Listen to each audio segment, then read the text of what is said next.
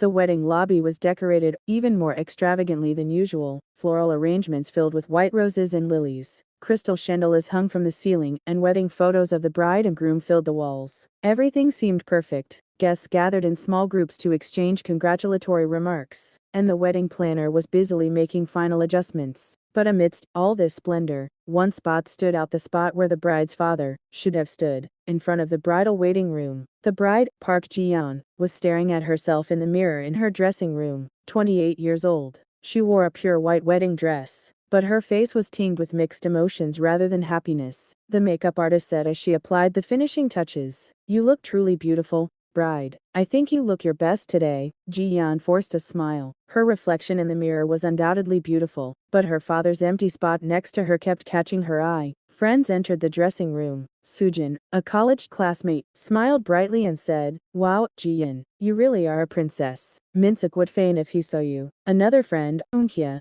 chimed in, "That's right. Today is the best day ever. Congratulations." "Really?" Ji-yeon nodded. But even amidst her friends' congratulations, a heavy feeling lingered in her heart. Sujin cautiously asked, "But, is your father really not coming?" The question instantly quelled the atmosphere in the dressing room. Ji-yeon was silent for a moment, then answered softly, "Yeah, he's very unwell. It was 3 months ago." Her father, Park Jung-ho, was diagnosed with terminal liver cancer. During a routine checkup, the day he returned from the hospital, he ate dinner with his usual expression. When Ji-yeon asked about the results, he simply replied, "It's nothing. Don't worry." But the next day, her father left home, leaving behind only a brief note informing her that he was moving into a nursing home. Ji-yeon hurriedly went to the nursing home, but was denied a visit. The nurse relayed her father's only words. He said he didn't want his daughter to see him like this. For 3 months, Ji-yeon hadn't seen her father once. He didn't answer her phone calls, and her letters went unanswered. Even when she told him about her marriage, the nursing home staff gave her the same answer. "He asked me to congratulate him, but he said he wouldn't be able to attend the wedding." Ji-yeon cried for days after hearing those words. The wedding day she dreamed of since childhood, walking down the aisle with her father, was now impossible. The reactions of those around her varied. Some looked sympathetically, while others were outright critical. "No matter how much it hurts, it's my daughter's wedding. With all the advancements in medicine these days, shouldn't he be able to attend at least one day?" Every time she heard such comments, Ji-yeon defended her father. "My father is more excited than anyone about my marriage. It's just that he's not feeling well." But inside, Ji-yeon was confused. Was it really because he wasn't feeling well, or was there another reason?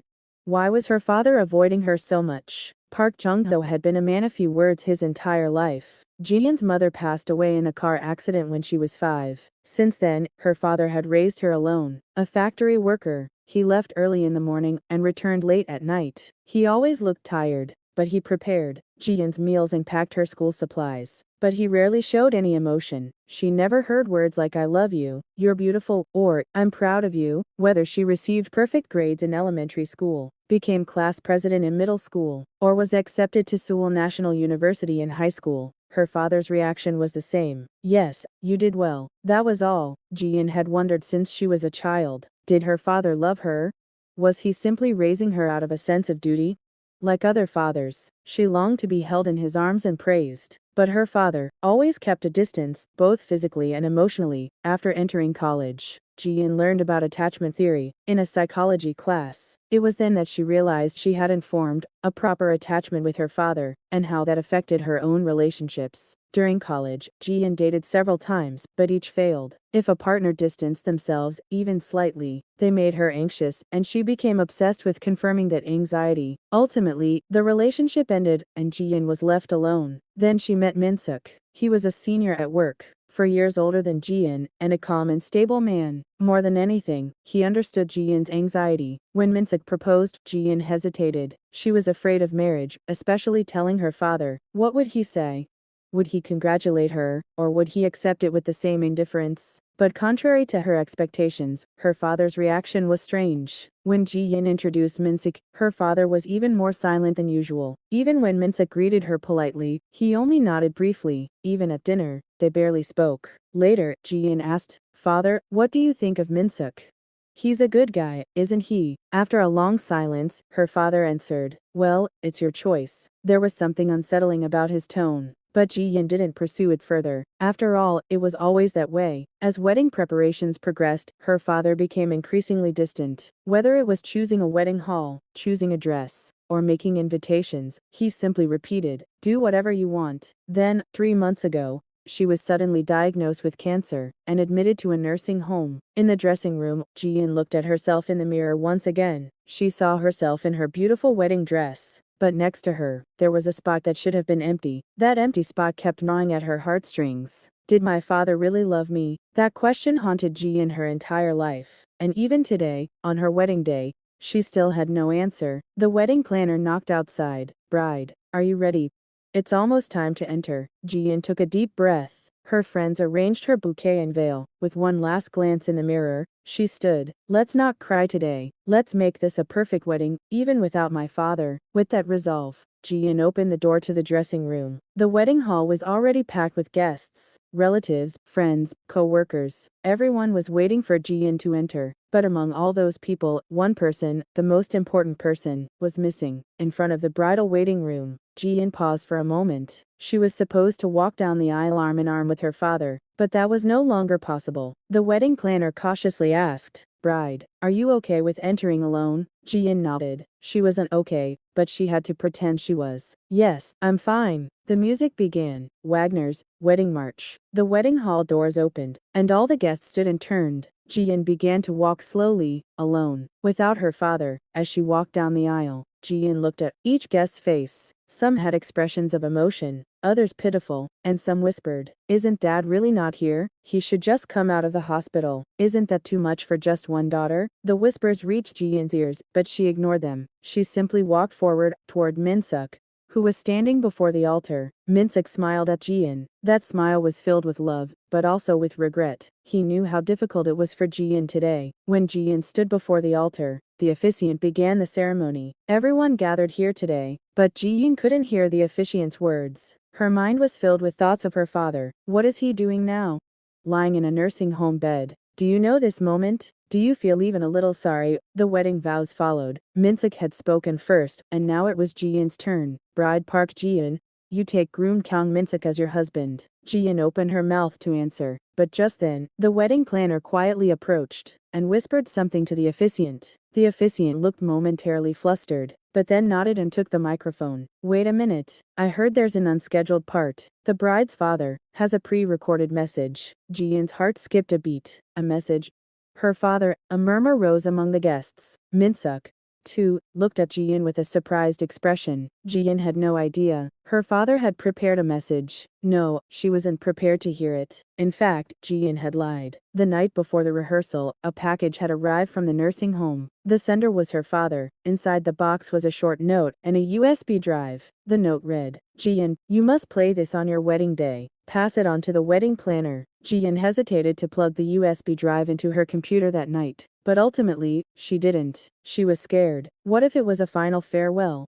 What if it was sad? She didn't want to cry in front of everyone on her wedding day. When she confided her concerns to Min-suk, he cautiously replied, "If your father asked you so badly, there must be some important reason. Shouldn't we respect his wishes?" Ji Yin eventually gave the USB drive to the wedding planner, but she didn't check the contents. She decided to listen to it for the first time with everyone on the wedding day. And now, that moment had arrived. A static noise flowed from the speakers. And soon, if it felt familiar, a voice flowed from the speaker, unmistakably her father's. But it was much weaker than Ji Yin remembered. His breathing was ragged, and his speech was slow, yet it was clear and distinct. "Ji Yin." At those words, tears flowed from Ji Yin's eyes. It was her father's voice, the first she'd heard in 3 months. "I'm so sorry I can't be at your wedding in person." The guests listened quietly. Some were already tearing up. "It's what I should have done as a father, but I can't be there." Ji Yin covered her mouth with her hand. She felt like crying. Min-suk gently took her hand. "But today, to everyone here, and most importantly to you, there's something I must tell you." The tone of his voice changed. It became more serious,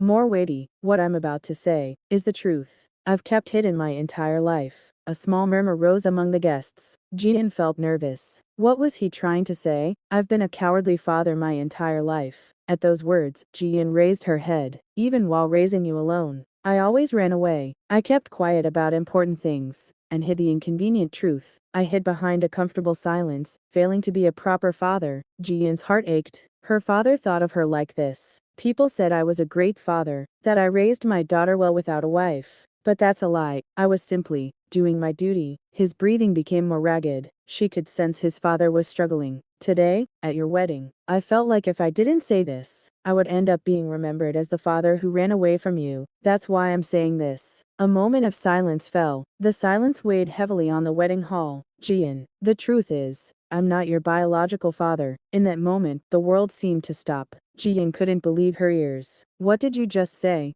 He's not your biological father? A gasp of surprise erupted from the guests. The murmur grew louder. The officiant was at a loss, flustered, and the wedding planner hesitated, wondering whether to turn off the audio. But the voice persisted. I'm not the one who gave birth to you. Your biological father was my best friend, Kim Jae-hyuk. Ji-yeon's legs gave out. Min-suk hurriedly helped her up. Jae-hyuk was my only friend. We'd been like brothers since high school. We worked at the same factory, lived in the same neighborhood, and met almost every day. The father's voice softened, as if reminiscing. Jae-hyuk was better than me in every way. He was brighter, more sociable, and loved by everyone. I was always like his shadow. Ji-yeon couldn't breathe. What did he mean?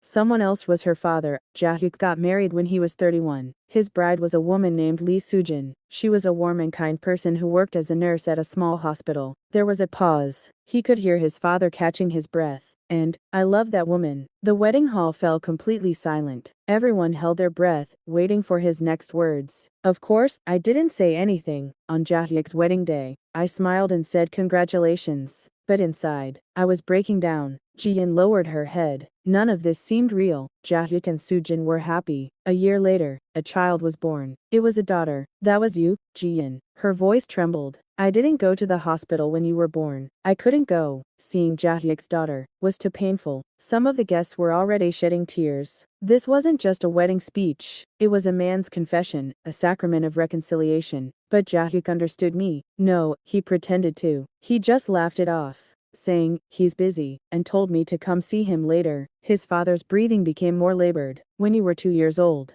One winter night, Jae-hyuk had an accident at the factory. Ji-yeon looked up. It was a mechanical malfunction. No, that's what was reported. Jae-hyuk was taken to the hospital that night, and died the next morning. The voice paused for a moment. Then it continued in a lower tone. I was at the factory that night, too. I was on the same night shift. When the accident happened, I was right next to him. Someone heard a small gasp from the dining hall. I knew there was something wrong with the machine. It had been making strange noises for days, and I should have reported it to the manager, but I didn't. Ji-yeon's eyes widened. Because that day, Jae-hyuk was supposed to take over the machine, but Jae-hyuk offered to take over. He said, you look tired these days. I'll do it. His voice trembled. I accepted that offer, even when I saw Jae-hyuk standing in front of the dangerous machine. I didn't stop him. No, deep down, I might have hoped. Ji-yeon covered her mouth with her hand. What did that mean? That's how Jae-hyuk died. And I survived. A long silence fell. On the day of the funeral, I saw Soo-jin. She was crying, holding her 2-year-old daughter. Jae-hyuk's parents were already dead, and Soo-jin's family was far away. She was completely alone. I decided that day, I would take all the blame and become that child's father. The guests listened in silence. I made a proposal to Soo-jin. I'd raise the child. You should remarry and start a new life. At first, she refused, but I persuaded her. I owed Jae-hyuk a debt. I had to repay him, no matter what. Her voice deepened. Finally, Soo-jin accepted, and she left. She left you with me and went to another city. That was the end of you, Soo-jin, and your biological mother. Ji-yeon was shocked. Was her mother still alive? I moved with you, to a place no one knew, and I told people, you were my daughter, that my wife had died in a car accident, and that. The lies began. Ji-yeon's mind was in turmoil. Was the past 28 years of her life a lie? While raising you, I was always afraid. I was afraid you'd leave me if you found out the truth. So I kept my distance. I thought if we got too close, you'd tell the truth. The father's confession continued. When I wanted you to say, I love you, I kept my mouth shut. Because if I said those words, other words would pour out. When you reached out for a hug, I turned away. Because if I got too close, I felt like I would crumble. Ji-yeon was crying. She hadn't expected her lifelong curiosity to be answered like this. That's how I lived as a cowardly father, a father who hid the truth and only fulfilled his duty. For a moment, only breathing could be heard. But Jian, one thing is true. His voice trembled. I may not share your blood, but I live your life. When you were sick, I was more hurt. And when you smiled, I was happy. Watching you grow, I found a reason to live. You were my daughter, a daughter made not by blood, but by life. Many of the guests were crying. I know that if I say this, you might leave me, but I no longer want to build your life on lies. So today, at your wedding, I confess everything. Jian raised her head, her face streaked with tears. Jian, I wasn't your father, but I wanted to be, and I want to remain your father now, in the future, and forever. It seemed as if the voice was ending. But then her father said one more thing, and, just one more thing. Jian's heart tightened again. Was there more? Silence flowed. It had only been a few seconds, but it felt like an eternity. The guests thought they'd already heard enough shocking confessions. But Park Jung-ho's voice continued. Actually, I was the one who opposed your marriage. Ji-yeon looked up. Minsuk, too, looked tense. When you two said you were getting married, I didn't agree, remember that? From the first time I saw Minsuk, I felt uncomfortable. It was true. When Ji-yeon first introduced Minsuk, her father's reaction had been unusually cold. He was even more silent than usual, barely responding to Minsuk's words. An uncomfortable atmosphere hung over the dinner table. Later, when Ji-yeon asked, her father said, "Well, she doesn't like it." "Why? What don't you like?" "It's just a feeling." That was all. There was no specific reason. Ji-yeon assumed her father simply didn't want to marry his daughter off, or that he wouldn't like her no matter who she married. But now, his father was trying to explain why. Minsuk is a good person, I know that. He's kind, honest, and truly loves you. The problem is, his father. Minsuk's face hardened. Minsuk's father, Kang Tajun, when you said that name, I froze. His voice lowered. Because I knew him. A murmur rose again among the guests. 25 years ago, the factory accident where Jae-hyuk died. Officially, it was treated as a mechanical malfunction. The company paid the bereaved family a small compensation and covered it up. But the truth was different. Ji-yeon listened, holding her breath. The factory was violating safety regulations. The machines were uninspected, and the working conditions were dangerous. The Ministry of Labor issued several warnings, but the company ignored them, because it cost money. Profit was more important than safety. Anger tinged his father's voice. After the accident, the company destroyed the evidence. They replaced the machines, falsified records, and silenced witnesses. And one of the people who masterminded it was Kang Taejin. Minsuk looked shocked. Ji-yeon was no different. At the time, he was a mid-level manager at the company that owned the factory. He was in charge of handling the accident. He placated the bereaved families, destroyed evidence, and quietly covered up the incident. Jae-hyuk's death was buried for a few bucks. Ji-yeon looked at Minsuk. Minsuk's face was pale, his head hanging low. I knew that. At the time, the labor union demanded an investigation, but the company's pressure thwarted it. I couldn't do anything. I was weak. I was a coward. His father's voice trembled. And now, 25 years later, you said you would marry that man's son. A long silence fell. At first, I wanted to object. I wanted to shout, to say absolutely not. But I couldn't. Because I had to tell you the truth. Who I am, who you are, how Jae-hyuk died. I had to tell you everything, but I ran away again. I couldn't say anything. I just kept silent. Ji-yeon now understood why her father had been so uncomfortable, why he had found it so hard to face Minsuk. I watched your wedding preparations. Seeing you so happy, I was conflicted. Should I tell you, or not? Then I was diagnosed with cancer. I was told I had only a limited time to live. His father's breathing became ragged. That's when I realized there was no more time to run away. If I continued like this, I would take the truth to my grave. So I decided, at your wedding, I would tell you everything. Ji-yeon lowered her head. She understood her father's choice. There's something I want to say to Minsuk. Minsuk raised his head. You're not responsible for your father's mistakes. I know you're a good person, and I know you truly love Ji-yeon. But the past can't be erased. What your father did will always remain a shadow between you and Jae-hyuk's daughter. Tears welled up in Minsuk's eyes. Still, the reason I don't stop this marriage is because it's Ji-yeon's choice, and I no longer want to tie Ji-yeon's life to my past. But you must know what past I and Ji-yeon have carried. Can we build a new beginning? His father's words trailed off. The reason I'm telling you all this today is because I didn't want to build happiness on lies. Ji-yeon and Minsuk, can you be together even after knowing the truth? That's the last question I want to ask you. The voice trailed off, But it wasn't over yet, and Jian, his voice softened. Even after hearing all these truths, can you still call me father? Jian's eyes wouldn't stop crying. I'm not your biological father. I might be the one who killed your father. I've lied to you my whole life. And yet, can I still be your father? Silence fell. That answer is yours to decide. I'll accept any answer, but I want you to know one thing. His voice trembled. I've loved you my whole life. I was clumsy, incapable of expressing myself, and distant. But there wasn't a single moment when I didn't love you. Every moment you were born, growing up, laughing, crying, and growing, was my whole life. That's what I wanted to say to you. A long silence fell. I'm sorry I couldn't come to your wedding today. I'm sorry I couldn't walk down the aisle with you. But maybe this is a better way. If I were there, I wouldn't have said those words. Jian, be happy. That's his father's last wish. The voice trailed off. The wedding hall was completely silent for a moment. No one spoke. No one moved. Jian stood before the altar, tears streaming down her face. Minsuk was wiping them away, too. Many of the guests were crying. This wasn't the wedding they'd expected. It wasn't a place of celebration and joy, but confession, forgiveness, and truth. The officiant was at a loss. The wedding planner was no different. This wasn't in the manual. At that moment, Jian slowly grabbed the microphone. It was an unexpected move. Jian grabbed the microphone with trembling hands. Her face was streaked with tears, but her eyes were clear. Everyone. Her voice trembled, but she held on. Thank you all for coming to my wedding today, and, about what you just heard, I have something to say. The guests looked at Jian in silence. Today, I first learned the truth of my life. For 28 years, I didn't know who I was. Jian paused, trying to collect her emotions. My father, Park Jung-ho, was always a man of few words. He didn't express his emotions, and he kept his distance from me. Ever since I was little, I've wondered, does my father love me?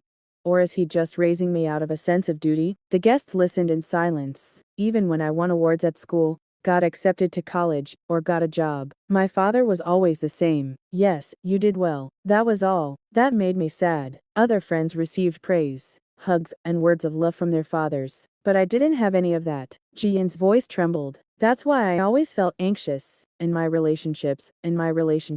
I couldn't be sure if anyone truly loved me. Minsuk took Jian's hand. But today, I finally knew. Jian wiped away her tears. It wasn't that my father didn't love me. He loved me too much. He couldn't express it. A few of the guests nodded. My father carried guilt his entire life. Guilt for his friend's death. Guilt for lying. How heavy that burden must have been. I finally understand a little. Jian spoke to the camera, to her father, who must be watching from somewhere in the nursing home. Father, I won't leave. Her voice grew stronger. Blood isn't important. What matters is the time we've lived together, the times you stayed up all night when I was sick, the times you worked double shifts to pay for my tuition, the times you waited in front of the school with an umbrella on a rainy day. All of that is real. That's the love my father gave me, a love he showed not with words, but with actions. Tears welled up in Jian's eyes, but a smile also blossomed. Who my biological father is, where my biological mother is, it doesn't matter. My father is Park Jung-ho. Yesterday, today, and tomorrow. Many of the guests began to applaud. And father, please don't blame yourself. You weren't cowardly, you were brave. Now I know how much courage it took to take in and raise your friend's daughter. Jian paused and took a deep breath.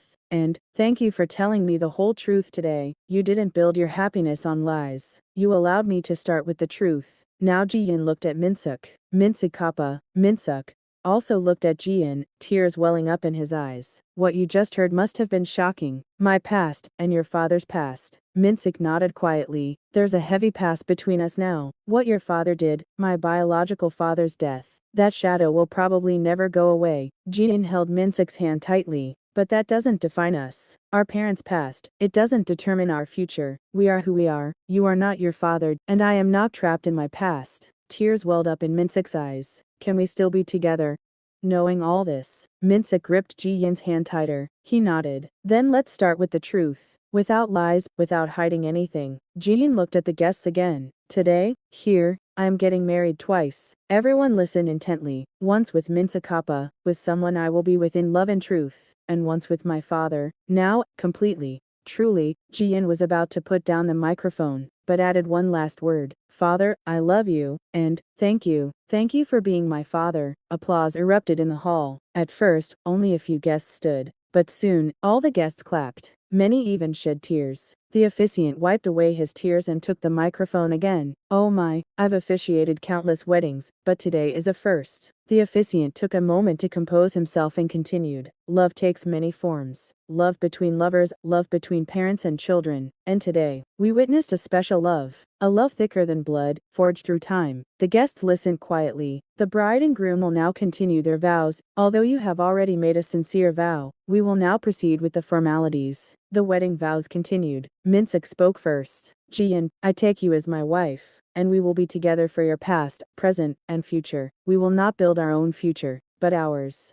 Jian responded. Minsk, I also take you as my husband, and we will walk together on the foundation of truth. No matter what shadows lie ahead, we will create our own light. The rings were exchanged. Their hands trembled, but they held on tightly. Now the groom can kiss the bride. Minsk and Jian shared a kiss. The guests applauded again. The wedding ceremony ended, and the reception began. However, the atmosphere was different from a typical wedding. People were moved rather than congratulated, and shared deep thoughts, rather than joy. Jian's friend, Sujin, approached and said, Jian, are you really okay?